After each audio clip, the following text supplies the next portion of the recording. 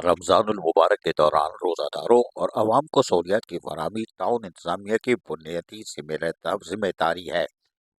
इस सिलसिले में आवाम को रोज़े के वक्त सफरी सहूलतें, मार्केटों में ज़रूरियात ज़िंदगी की खरीदारी में मुश्किलात पेश न आए, इसलिए ममना पर टाउन इंतजामिया का अमला रोज़ाना की बुनियाद पर तजावज़ात के खिलाफ ऑपरेशन जारी रखे हुए है।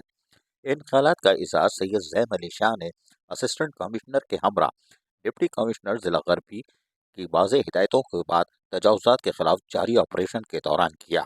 मुमना बर टाउन इंतजामिया का अमला तजावज़ात के खिलाफ जारी मुहिम में पूरी मेहनत और दयानतदारी से अपने फ़राइज़ अंजाम दही में मसरूफ़ अमल है।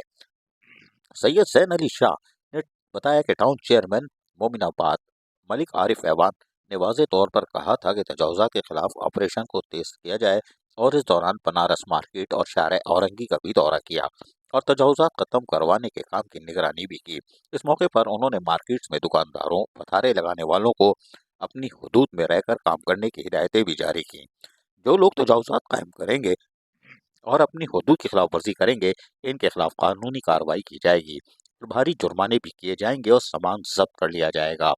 सैयद जैन अली शाह ने शहरियों, दुकानदारों से गुजारिश की वो टाउन इंतजामिया के साथ दें और इंक्रोचमेंट यानी पुख्ता तजावज़ात कायम ना करें, वरना सख्त कार्रवाई अमल में लाई जाएगी। उन्होंने कहा कि हम किसी को बेरोजगार नहीं करना चाहते, लेकिन शाहराहों को आप रोक नहीं सकते, इसलिए कि रमज़ान मुबारक में लोग रोज़ा अफ्तार करने के लिए उस घर पहुंचने की जल्दी में होते हैं, लेकिन आप ठेले पथारे मरकजी शाहराहों पर अंदरूनी शाहराहों पर में करीब आके आधी आधी सड़कें घेर लेते हैं। यकीनी तौर पर तजावज़ात के अमले ने भरपूर कार्रवाई अमल की।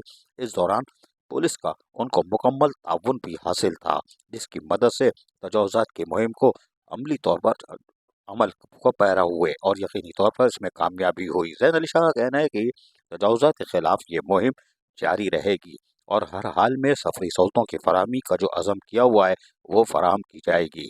इस सिलसिले में इंतज़ामिया का ताउन हमें दरकार था, वो जो हमें डिप्टी कमिश्नर की तरफ से मिल चुका है। अजीज़ आरिफ, KBS बलियाती न्यूज़, कराची।